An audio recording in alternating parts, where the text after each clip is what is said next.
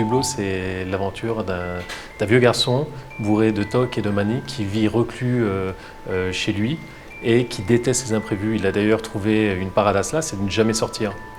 Malheureusement, un jour, il va se retrouver confronté à l'arrivée d'un petit chien robopet qui va bouleverser ses habitudes. Monsieur Hublot, c'est aussi l'histoire d'un projet construit en 3 ans entre le Luxembourg et la Lorraine avec un budget de 250 000 €, bien loin des moyens consentis par les grands studios d'animation pour pareil court-métrage.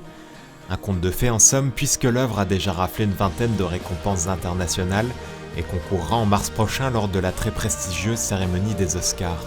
Ce qui nous permet aujourd'hui de concurrencer de grosses productions comme Disney, comme Pixar, aux Oscars, c'est à la fois l'investissement, à la fois le talent, à la fois la persévérance et à la fois le travail acharné pendant 3 années.